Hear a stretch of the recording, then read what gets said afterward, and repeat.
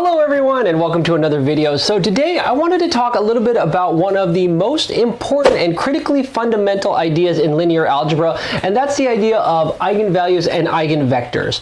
Now today all I want to do is talk about what an eigenvalue and an eigenvector is from a sterile mathematical perspective. We're going to have lots of other videos where we're going to talk about the engineering applications of eigenvalues and eigenvectors, and in fact if you've been watching the channel already you might have seen that in a lot of different places and applications like flight dynamics, control theory, and a lot of other engineering fields, the ideas of eigenvalues and eigenvectors, they just keep popping up over and over and over. So we will shuffle the discussion of where these are useful in actual practical engineering problems to other videos. So for today, all we want to talk about is just the, like I said, the sterile mathematical idea of what an eigenvalue and eigenvector is and how we can compute it. So if that sounds like fun, let's jump over here to the board and get started. All right, so to set the stage for the idea of eigenvalues and eigenvectors, let's start off with a really simple idea. Let's just write a really simple equation. How about something like b equals ax, okay? And in this case, let's consider a, x, and b to be scalars. Right? And if you want to look at this from a function perspective, you could almost think of this as x is coming in and b is coming out, right? And the way the output is computed via the input is just by multiplying by a, right? So this is really simple. Like we said, b is equal to a times x, right? And if you stare at this, you might be thinking, what are you talking about? This is something I learned in elementary school. And yes, you would be absolutely correct. There's nothing magical about this equation, right? You put in a number x. What this transformation or function does is it just, you can see here, it scales the input x by the value a and spits it out. So if you wanted to draw this on maybe like a number line, you know, let's do something really simple. I don't know, let's put 0 here in the middle, and I don't know, let's go, how about 10, 20, you know, negative 10, negative 20, so, you know, something like this. Let's say you have an input a. Let's use, how about green to be the input, and I don't know, let's pick something, or excuse me, an x. X is equal to 5, and how about a is equal to 3, okay? So in this case, x is 5, right? It's just, I don't know, you maybe can draw it like this, right? Here's 5, all right? Okay? So this is x, right, the input, and the output, it's just going to be 5 times that. So let's use another color for that, maybe something like kind of a purple or something like that. And then here, b, the output of this function, it's just going to be what? 3 times 5, or 15, right? So the output is, I don't know if you want to, let's just draw it like this, maybe, like out here. Here's 15, right? This is b. Right? And again, you can see that for no matter what value of x you use as an input, all this transformation does is it just scales that input by the amount a, right? And again, I'm not trying to trick anyone here. This is literally as simple as it appears, nothing earth-shattering here, right? Now, where this gets a little more interesting is what happens if we consider the case that, well, all right, instead of scalar multiplication, what if this was a matrix equation, right? In other words, what if x was a vector and therefore b is going to be a vector and a is going to be a matrix? So in this case, I better change this description here. Let's say that a is not a scalar. Let's make a an n by n square matrix. Okay? And in that case, x and b, both of these are going to be like n by 1 vectors. Right? So now this gets a little bit more interesting in the sense that now this transformation, it's now, I better put bars on all of these to denote these are now in vectors and matrices, right? So now this gets a little bit more interesting because if I put in a vector, what this A matrix does is it does some sort of transformation, right? And it's not clear now that this output B, it's probably actually not going to be just simply a scaled version of the input x. Right? So what the matrix or what the idea of an eigenvalue and an eigenvector is that are there certain values of x that if I put into this transformation and multiply that certain magical value of x by this matrix A, is the output going to be like this in the sense that the output becomes just a simple scaled version of the input, right? That's what we're looking for. We're looking for these magical values of x, which are going to yield this property where the output becomes a scaled version of the input, right? So in other words, what the eigenvalue and eigenvector definition or problem is we should write this down. Let's just say that eigenvalues slash eigenvectors, and you're going to see they always come sort of in pairs. They're sort of coming hand in hand with one another. When you're talking about eigenvalues, you're usually talking about eigenvectors at the same time and vice versa. And you're going to see why they're so linked at the hip, right? So the idea here is the eigenvalue and eigenvector problem that we're looking for is, again, we want this matrix A, right? And then we want to multiply it by x. And again, this spits out some b. Now, what we're looking for is we don't want any old b. We actually want this to be a scaled version of the input. So in other words, it's going to be the input, but scaled by some value. Let's call this lambda, okay? This is the eigenvalue eigenvector problem because what we have here, this lambda value is known as the eigenvalue of this matrix A, and this x here, actually in both places, right? This is an eigenvector, which corresponds to this eigenvalue lambda, right? So we should box this up because this is the problem we are going to be trying to solve for the rest of the evening and for the rest of this discussion. And if we can solve this, we basically are going to obtain the eigenvalue and the eigenvector, and you can see why they sort of go hand in hand with one another, right?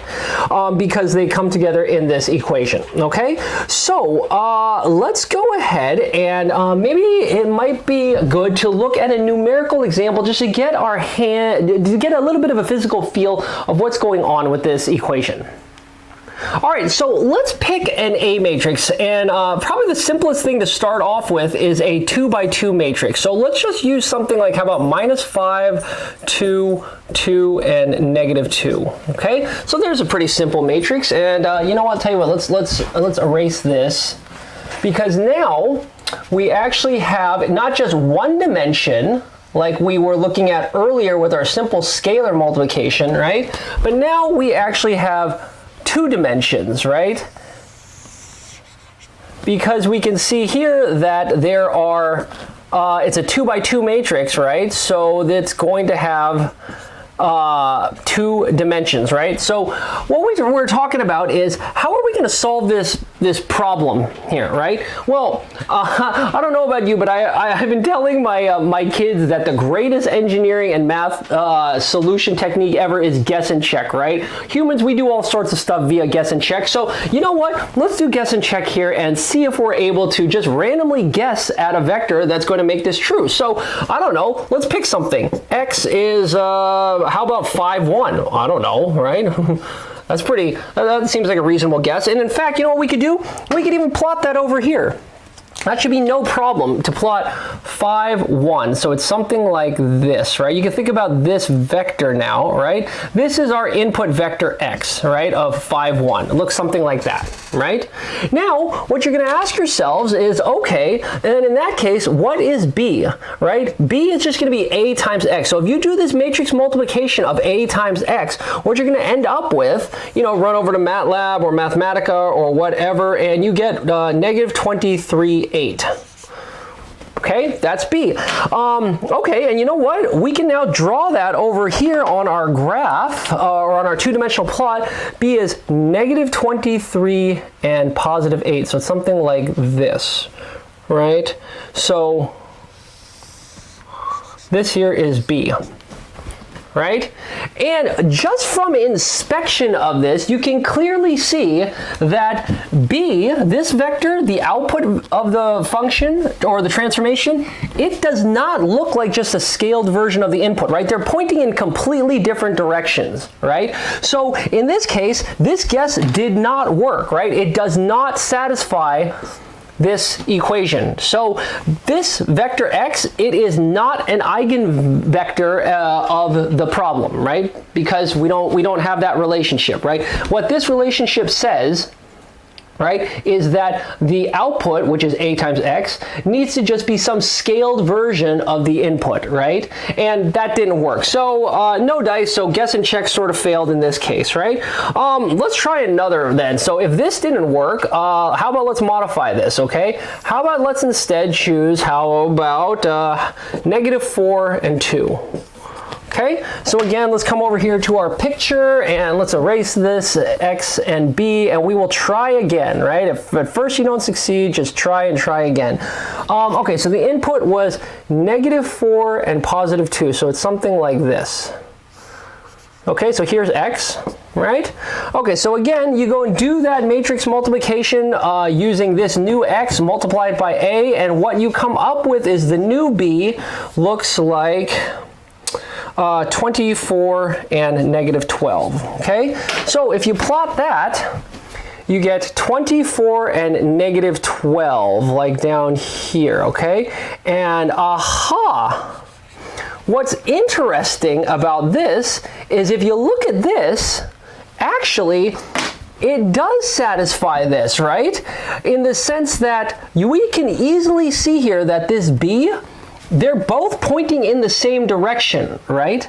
So actually, yeah, the output is a scaled version of this input. And actually, if you stare at this by inspection, we basically see that in this case, b, or the output, it's 6 times the input, right? So again, if you look at this, we basically have the relationship that b here, right? This is, it's 6 times, right? So this lambda is 6, right? So 6x is equal to b, right? So this is your eigenvalue. Oh, excuse me, sorry, I'm getting too excited. It's not +6. This should be -6, right? If you look at this, and you can see that easily from the diagram, right?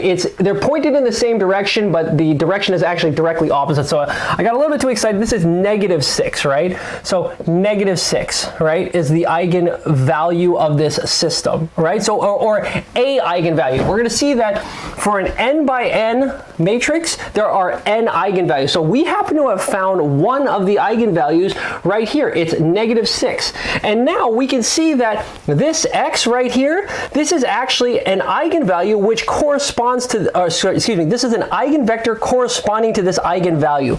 So we have found, let's call it one of them. So how about lambda 1 is -6, and a possible eigenvector is going to be -4 and 2. Okay, so we have solved, or well, maybe not solved, we got lucky and guessed at one of the eigenvalues, and it totally worked, right? So again, this comes back to that idea of multiplication, right? The thing that makes the eigenvalue and eigenvector so special is that it basically is turning this matrix transformation almost back into sort of scalar multiplication in the sense that the output is just going to be a scaled version of the input, right? That's what makes this eigenvector property, eigenvalue, eigenvector property special about it, is that you find the magical input direction or vector that gets the output to just look exactly like the input, but just scaled by some arbitrary amount. That arbitrary amount is the eigenvalue, right?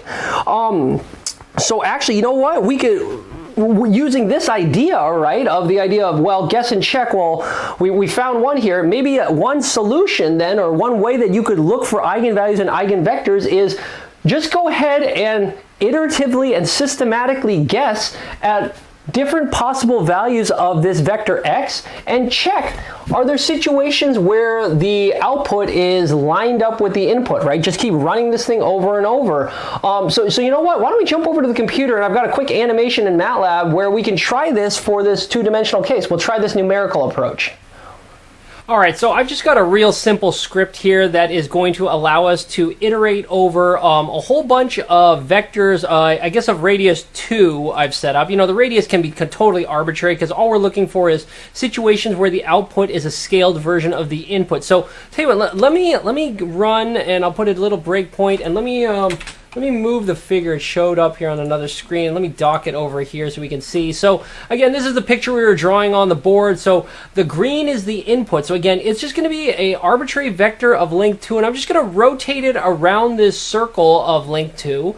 And then you're going to see the red is the resultant output, or B, which is the A matrix times the green vector X, right? So red is output, green is input. So again, in this situation, you can see where you have a vector X of 2, 0. The output is definitely not a scaled version of the input. So this is not an eigenvector of the system. So let's just go ahead and I will run this a little more, and you can see that as we move this around, you can see as the input moves, so does the output, until we get to, aha, look at this situation right here. I just put a little pause in here, and we're going to stop the script and stop the animation. Right here, we come across another one of these magical input vectors. So the green vector here, which is apparently x of 0.898 and 1.787, if you use that as an input and then multiply it through the A matrix, you get the output, which is this red, which is, you can see in this case, it looks like it's exactly in the opposite direction, right? So the norm of the output divided by the norm of the input is 1. And then you got to have a negative sign here to basically account for the direction. So we can see right here, we have found another eigenvalue of -1, right? Because the output is just -1 times the input. And here is the eigenvector, or an eigenvector. I should be very careful about how we say this. I don't want to say a eigenvector, or excuse me, I'm getting too excited. I don't want to say the eigenvector, because the implies there's only one. As you know, you can scale a vector by any arbitrary amount, and that really doesn't change the output direction. It just changes the scaling. So again, an eigenvector can be anything along this green line, including in the opposite direction, right? So anyway, long story short, we happen to have found one of the eigenvalue eigenvector pairs. Okay, so let's continue moving this around, and as you can see, as you continue moving the green vector and changing its direction, the output changes until we get to here, and again, we'll pause, and look at this. This is what we found earlier, right? You can see that the output, the red vector, it's 6 times longer than the input vector, and it is in the same direction, just in kind of pointing the different direction. So again, the eigenvalue here, this is the eigenvalue we were talking about earlier of -6. And again, here is an eigenvector of the system. And sorry, I may have been misspeaking there. The eigenvalue is -6. The eigenvector is this value here, right? Great. And again, we can continue and let this run, and you'll see that we might run into another situation where we basically get the negative eigenvector that we found earlier, like right there. We'll just swept through it really quick, and then get ready. We're going to see it again right there. There's another place it lines up, but I'm not going to pause the animation. So anyway, I think everyone gets the point, right? We are looking for these magical green vectors, which have the property that the output is just a scaled version of that green vector, right? And again, you saw that this is I don't want to necessarily say a reasonable way to find eigenvalues, because as you can probably imagine, if we expand this to like 3 dimensions, this is not going to be very easy to iteratively search over 3-dimensional space. I mean, in fact, here I've got a small animation. We can do this for fun.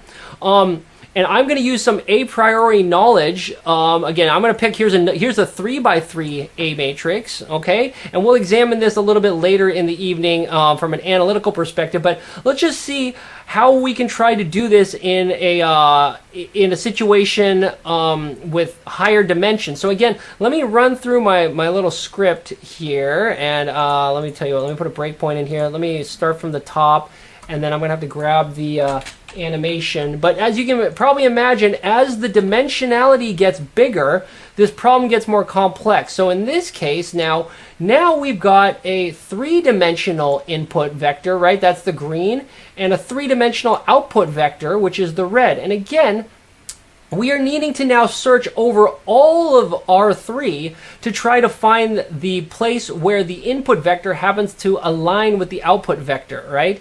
And again, this is one of these situations where we get a little bit lucky in the sense that, let me go ahead and let me run this a little bit. And I think I have a pause set up in my script to look at the situation where we do end up getting lucky, which is right there-ish, something like that. So in this case, you can kind of see, let me see if I can zoom in a little bit, maybe make that a little bit easier. Okay, so in this case, I mean, it's close, it's not exact, but you can see as you roll this thing around, it's about scaled. And actually, it looks like this situation was really interesting in the sense that we apparently have an eigenvalue that is pretty darn close to 1 right here. And again, any discrepancies can probably be attributed to the fact that this numerical technique is super imprecise, right? In fact, you can see this doesn't even really look perfect. In a couple of these angles, you can see they're not exactly aligned. So this is not really an eigenvalue, eigenvector pair, but it's pretty close. And again, all we're trying to do here is just illustrate the fact of what's the physical description of what an eigenvector and an eigenvalue are. And again, I keep saying this, but it's that situation where the red line is pointed in the same direction as the green line. It just might be scaled by some amount, okay? So again, this is just showing the physical meaning of it, but as you can see, this is not a tractable approach to try to solve for these eigenvalues and eigenvectors using these numerical techniques, because already in just 3 dimensions, this is pretty onerous. You can imagine if you had a 4-dimensional or a 5-dimensional or a 10-dimensional A matrix, you can't search by brute force like we're doing right here. Okay, so with that being said, maybe that sets the stage for we should jump back over to the board and talk about how do we do this analytically if numerically isn't a terribly reasonable approach. All right, so I've just collected some of these results over here on this side of the board, and we're going to compare these to what we're going to be doing in the subsequent discussions. But again, just to refresh your memory, for that simple 2-dimensional A matrix, again, it's this A matrix we were playing with earlier, we basically found an eigenvalue of -6, and we found this eigenvector of -4 and 2 just by randomly guessing. And then this was another eigenvector that corresponded to that same eigenvalue, and we found that through basically numerically, iteratively, and systematically and exhaustively brute force searching. And again, you can kind of see that they're basically the same vector. We also found via the brute force numerical technique another eigenvalue of -1 and its corresponding eigenvector of this numerical value, okay? And again, lastly, just to refresh your memory, I think we showed a 3-dimensional case, a 3x3 A matrix, where we found one of the eigenvalues in that numerical brute force technique. So now what we should talk about is, okay, we saw the brute force technique wasn't so great. How can we actually analytically compute eigenvalues and eigenvectors? So again, I think the easiest way to do that is with a numerical example. So let's use that same 2x2 example that we looked at earlier and see if we can basically get these values, but get them analytically, right? So how are we going to go about doing that? So the way we're going to think about this is, remember, the whole idea is that an eigenvalue and an eigenvector, it satisfies this equation, right? It says the output, which is AX, needs to be some scaled version of the input, right? Okay, so tell you what, let's write this in another way. Let's move this to the other side. So we can basically write AX minus lambda X. It's got to equal 0. And again, remember, this is a 0 vector, all right? Maybe we'll put a little bar on that so we know. Okay, so tell you what, let's pull out the X on the right-hand side. So that is going to turn out to be A minus, now we got to be a little bit careful because I'm pulling this out, so I actually need to write lambda times the identity matrix times X, right, is equal to 0, right? I think you'll agree that that's basically how we get this, okay? So what we're looking for is, again, 2 different things. We are looking for lambda values and we're looking for X values, right? So the easiest thing to start about thinking about is, okay, how can we find this X? Right? That makes this equation true. Well, there's a couple ways we could do this, right? The first way you could easily do this is you could basically say, all right, let's call this whole thing something else. I don't know, like an A tilde, right? It's just some other matrix, right? Now you've got this thing where it looks like A tilde X is equal to 0, okay? Now you look at this and you say, okay, how do I solve for X? Well, just left multiply by the inverse, right? So what you could do, and this is maybe the trivial solution, is if you can left multiply by the inverse, if I can just do this, is equal to a tilde inverse times 0, we'll basically solve for this. And you know what? This is going to show you that, you know what, if you're able to multiply by the inverse, the only solution to this is basically 0. So this is a trivial solution, right? And this is not what we're looking for, right?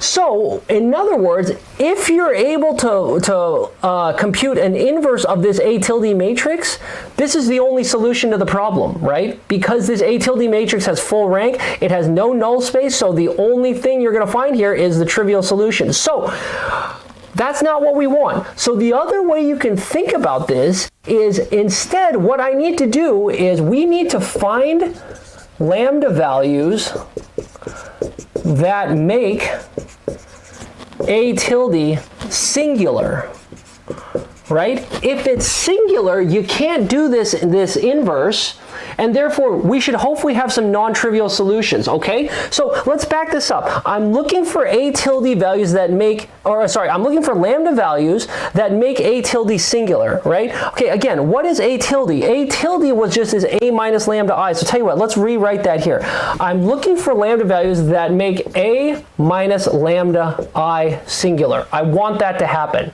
Well, how does this become singular? How does this matrix become singular? If you remember from your linear algebra discussion, right? This matrix, or any matrix, is singular when its determinant is equal to 0, right? So what I really am looking for is I want determinant of A minus lambda I to be equal to 0. Right? This is the key to this idea, right? What you are able to freely choose, right? You can't choose A. A is given to us, right? We have an A matrix. You can't choose the identity matrix because that's just an identity matrix of size n by n, right? But lambda is free to be, this is what we're solving for, right? You're trying to find the value of lambda that is going to make this equation true, right? So this is what we need to do. This is so important that sometimes this is referred to as the characteristic equation. Okay? So what does that look like? Okay, let's just go back to, again, I think numerical examples are the easiest way to do this. Let's use our A matrix here and see if we can compute this, okay? So I'm really looking for the determinant of A, which is, let's just write A. It's -5, 2, 2, -2. Minus lambda times the identity matrix, which is just 1, 0, 0, 1, right? I need this to be equal to 0. So again, let's just make this, do a little simplification. What does this turn out to be? So this is determinant of this top entry is what? -5 minus lambda, and then you get a 2, and then a 2, and then you get -2 minus lambda, right? Is equal to 0, okay? So now I need the determinant of this 2 by 2 matrix. So the determinant, I think it's this times this minus this times this, right? So this determinant is what? It's for the quantity -5 minus lambda times -2 minus lambda, right? Minus 2 times 2 is equal to 0. Great. Okay, so I think if you expand this thing out, we end up with basically a second order polynomial. I mean, I guess we could do this for giggles just to make sure we're all on the same page. What do we end up with here? This is a +10. I'm foiling this thing out. Plus 5 lambda plus 2 lambda plus lambda squared minus 4 is equal to 0. Okay, so let's collect terms. So we end up with lambda squared plus 7 lambda plus 6. Did I get that right?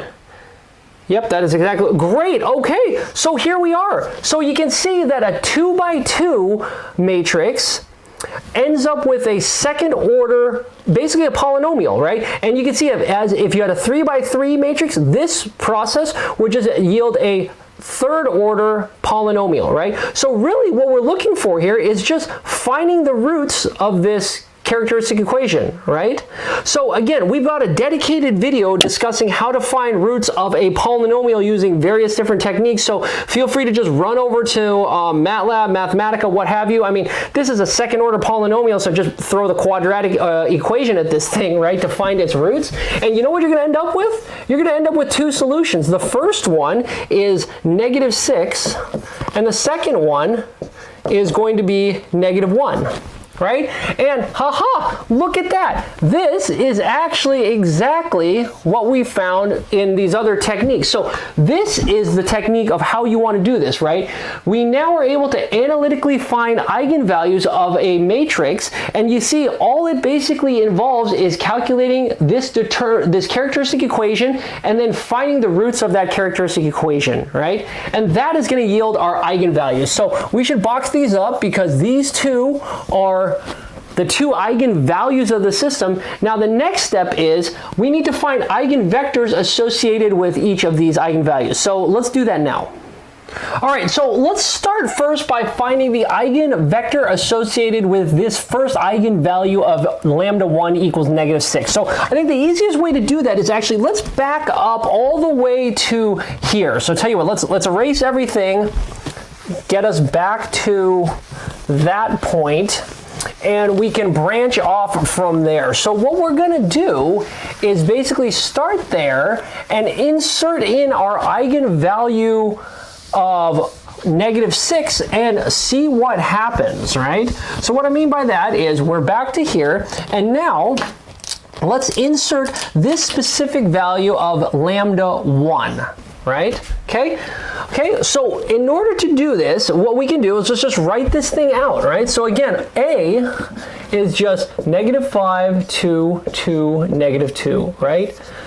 Minus lambda 1, so that's minus -6 or plus 6 times the identity matrix 0, 1, 0, 0, 1, like that, right? This whole thing has to be multiplied by some vector x, and that is going to equal, in this case, let's write out the 0 vector as just 0, 0, right? And remember, the whole idea was this value of -6 was chosen so that this entire matrix is not full rank. In other words, it has a null space, right? It has a non-empty null space. And we're going to see that right now. So if we calculate this, if we take out, make one more simplification, I think all of this stuff over here is going to break down into, or simplify down to, I think this is just a 1, 2, 2, 4, okay, times x, and again, x is just an x1 and an x2, right? It's got to equal 0, 0, right? Okay. So again, the whole idea is, I mean, you can even see this right now. These two columns are not linearly independent, right? This column is just a multiple of this column. So this whole thing, yeah, it has lost rank, right? So there should be a non-trivial solution for the null space of that matrix, right? So again, the null space is just going to be any vectors that make it equal to 0 when you multiply by that matrix. So again, we just need to write this out. So in fact, you could just write this out as two separate equations right now. This thing is so simple. So this first row, right, that's the same thing as saying what? 1 times x1 plus 2 times x2 is equal to 0, right? And the second equation is basically a repeat of the first, right? It's 2 times x1 plus 4 times x2 is equal to 0. And you can see these two equations are basically redundant, right? One is just a multiple of the other. So tell you what, let's just solve this first equation for x1 if we want. So this first one is just going to be x1 is equal to -2x2, right? So therefore, the vector x, right, it's just x1 and x2, right? But now we know that x1, this is just -2x2, right? And then I can pull out the x2 if I wanted to, and this is now just -2 and 1, and then x2. So x2 is arbitrary. So what we can see at this point is that any vector that is pointed in the direction of -2, +1, it's going to satisfy this equation, and it will be equal to, this vector is in the null space of this matrix, therefore it satisfies the eigenvector equation. So basically this is another eigenvector. Let's call it eigenvector v1, right? Because this vector satisfies the eigenvalue eigenvector pair if eigenvalue is eigenvalue number 1, right, or positive 6. So again, this is the eigenvector corresponding to this specific eigenvalue, right? So what we can actually do is, you know, we can stack this in our list, and actually you can actually see, maybe I'll just write it up here. Sorry, this, I did not manage the whiteboard space very well at all. 2, 1, right? This is the one we got analytically, right? And these are others, and you can see, yeah, all these are basically the same vector, just scaled versions of them, right? So this is perfect. Yeah, I think we're basically good at this point. And you know what you could do? You can basically just repeat this entire process for the second eigenvalue, right? So all you're going to do is just come back up here. You're going to replace this now with a 1. You're going to now look at eigenvalue number 2. So now this becomes, I think, a 1, right? And then this becomes, gosh, I have this in the notes. I don't know if we care so much. Yeah, for heck, for completeness, let's just do it because it's so easy. This now becomes negative, nope, sorry, hold on, where did I put the, here it is. Yeah, okay, this becomes negative 4, 2, 2, negative 1. Right, so this basically is the first equation. It's just negative 4 times x1 plus 2 times x2 is equal to 0. Yep, and then the other one is 2 times x1 minus 1 times x2 is equal to 0. So again, you could do the exact same thing if we want to. This now becomes x1 is negative 1/2, I think. Something like that. Okay, so now this is just negative 1/2, right? So great, you pull the x2 out. So here we go. So here is negative 1/2. So here we go. Here is eigenvector v2, or an eigenvector v2 associated with eigenvalue lambda 2. So again, here's another version of this vector. It's negative 1/2 and 1. And again, I think if we, wait a second. Where did I miss? Hold on. Where did I goofed something up? No, it's not a negative sign here, right? The reason I saw these don't look like they're pointing in the same direction, so something is messed up. I think back here, yeah, sorry, this should not be a negative, right? Because there's a negative here, so you move that to the other side. Yeah, so I think it's like this, right?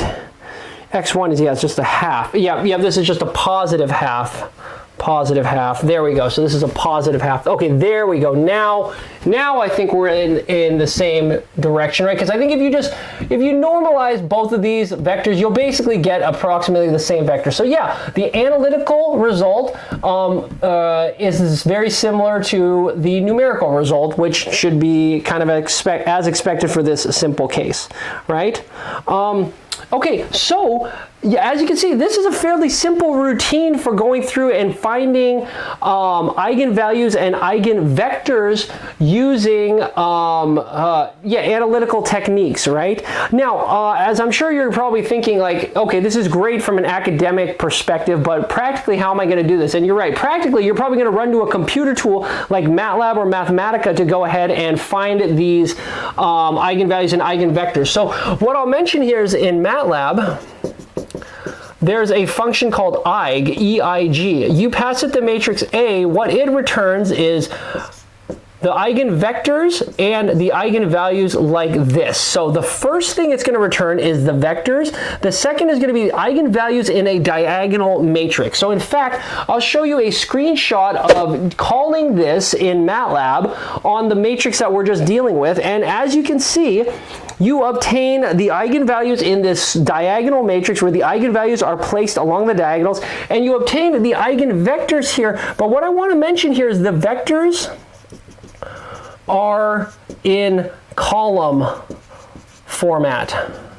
In other words, the first column of this V matrix is the eigenvector associated with the first diagonal element of this the eigenvalue in this diagonal matrix, right? So again, it's you pull it off by the column, right? The first column is the first eigenvector. The second eigenvector is in the second column, third, fourth, etc., etc. You pull them by column. The reason I pull that, I call this your attention, is because if you want to do this in another tool, you got to make sure you know what you're doing in terms of reading the manual. For example, in Mathematica, right, there is the eigensystem function, and you pass it again the matrix A, right? And what this returns to you is basically you do this in here, vals and vex. What it does is, again, this happens a lot. I've seen if you're playing with Matlab and Mathematica, sometimes Mathematica and Matlab are flipped just to be different, right? So in this case, Mathematica's eigensystem function, the first thing it returns to you is the eigenvalues in a list format. And again, notice it's different in the order, right? And then it returns to you the eigenvectors in a matrix, right? And again, you know, here's another screenshot I'll put underneath the other one to show you the difference between the output of Mathematica and Matlab. And again, if you inspect those and compare them to the eigenvectors that we obtained here, you notice here that these vectors, or the eigenvectors, are in row format.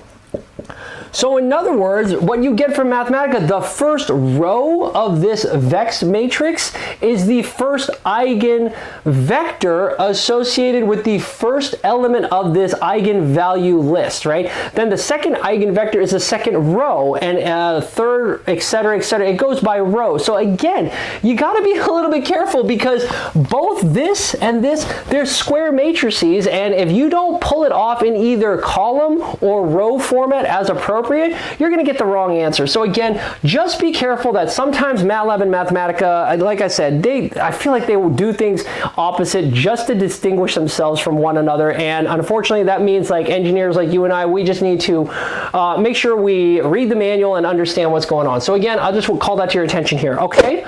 So you know what? Let's go look at another example. What happens if these eigenvalues are potentially imaginary or complex?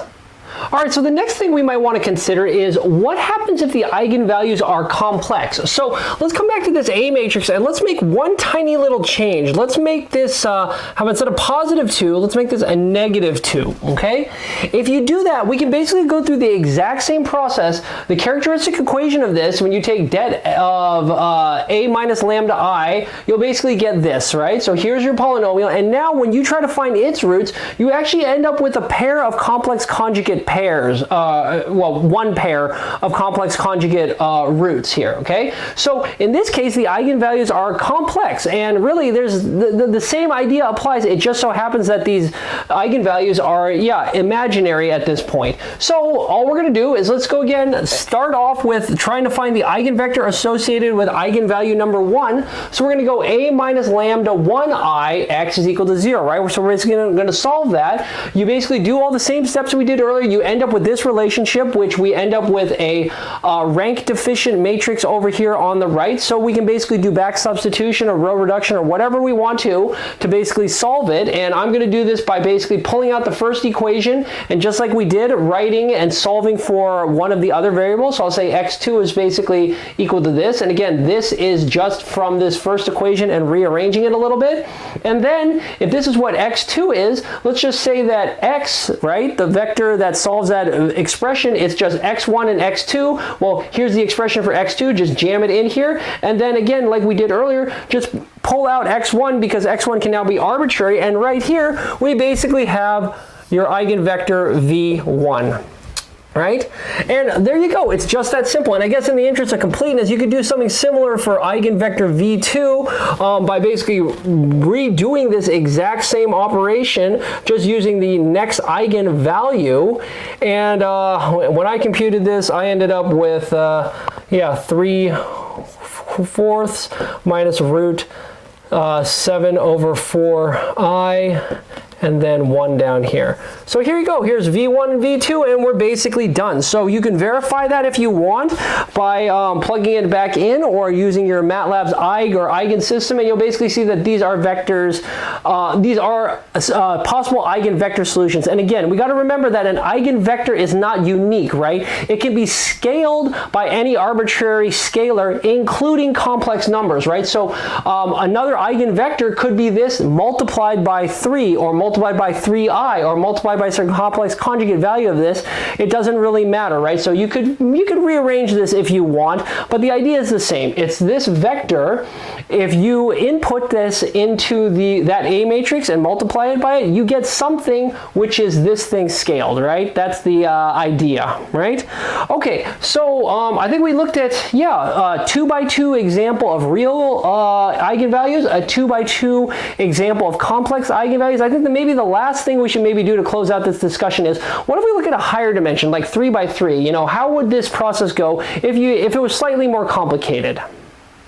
All right, so the last example that might help us fully flesh out our understanding is, let's look at a 3x3 matrix, okay? So here's our 3x3 A matrix, and again, we're just going to turn the crank and do pretty much exactly like we did earlier. We can compute the characteristic equation by basically taking the determinant of A minus lambda I, set that equal to 0, and now, as you can see, since this is a 3x3 A matrix, we end up with a third order polynomial that when you solve for its roots, sorry, I guess this should be equal to 0, right? You solve for its roots, you end up with 3 solutions.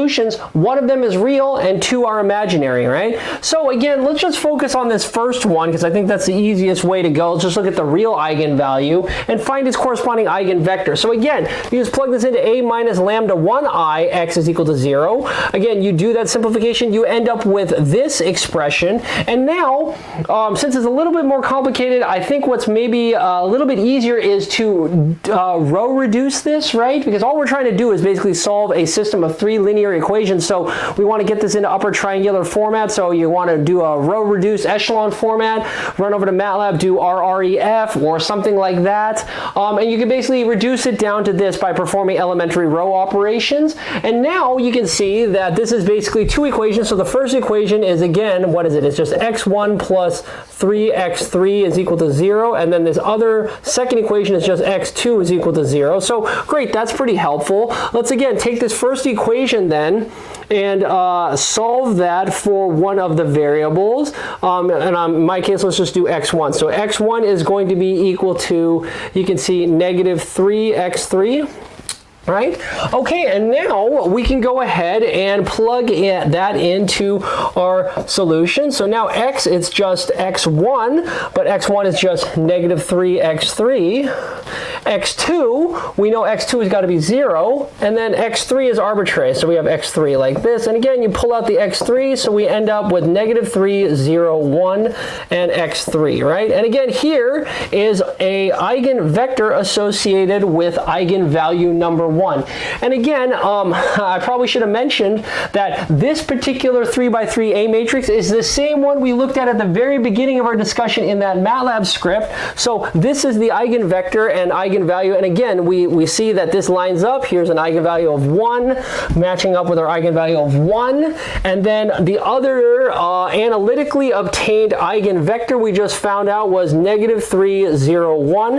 And again, I think you can kind of see by inspection that if you were to normalize both of these, you basically end up with pretty much a similar eigenvector. So yeah, with that being said, I think you can basically see how the process would be the exact same if you had gone and solved for eigenvector V2 or V3. And again, now that we understand how to do this analytically and from a conceptual academic perspective, I think most of the time you're probably going to run over to Matlab and call Eig or Mathematica and call Eigen system to get eigenvalues and eigenvectors. But at least now we have a good fundamental understanding of how to compute these eigenvectors and eigenvalues and what they physically mean.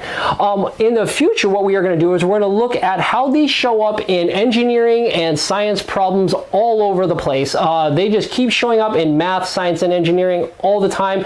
So now that we've got a good understanding of it, I think we can leverage that in some of these future discussions. So with that being said, I think this is probably a great spot to leave it. I hope you enjoyed the video, and if so, I also hope you'll consider subscribing to the channel. If you scroll down and click on that subscribe button, it really does help me continue making these videos. And remember, the new videos come out every single Monday, so I hope we'll be able to catch you at one of these future discussions and we can all learn something new together. So until then, I think I'll sign off. Talk to you later. Bye.